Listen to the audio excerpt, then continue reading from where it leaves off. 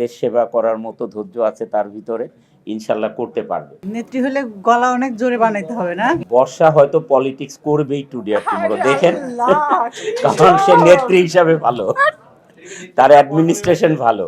হ্যাঁ, নেত্রী করার পরে মনে হয়েছে, প্লাস এই এতগুলি বৎসর একসাথে তার যে মানে অ্যাটিটিউড, বিহেভ, ক্যারেক্টার, মানুষের সাথে মিশা, সে যখন গ্রামে যায় কল্পনা করতে পারবেন না, 8 ঘন্টা 9 ঘন্টা পর্যন্ত, মানে সকালে দাঁড়ায় একদম বিকাল পর্যন্ত দাঁড়ায়, নিজের হাতে ইয়ে করে, মানে সাহায্য করে। মানে আমরা আছি না, আপনাদের সামনে কয়েকজনকে দিয়ে দিলাম চলে গেলাম, সেটা করে না।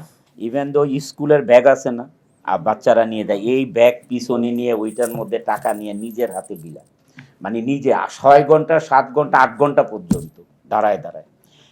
ধৈর্য আছে, দেশ সেবা করার মতো ধৈর্য আছে তার ভিতরে, ইনশাল্লাহ করতে পারবে। সেটাই তো বললাম, যেতে পারে, কারণ তার ক্যারেক্টারে আমি যা বুঝি যেতে পারে।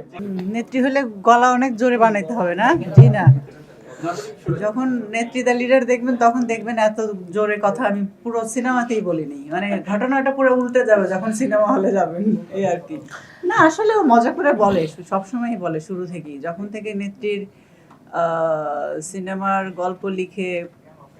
আর এই সিনেমার গল্পটা আসলে হঠাৎ করে সে একটা সিনেমা দেখছে, দেখার পরে আমাকে বলতেছে, এই আমি একটা সিনেমা দেখেছি, আমার মাথায় একটা গল্প এখন ঘুরতেছে, কি করা যায়, আমি তোমাকে নেত্রী বানাবো, দেন সিনেমাটা করব।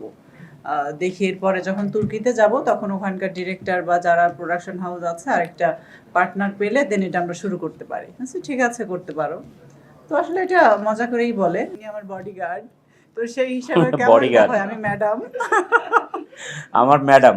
এবং ওর মাথায় কিন্তু অনেক ভালো ভালো আইডিয়া আছে, এই জন্যই বলি নেত্রী হতে পারবে।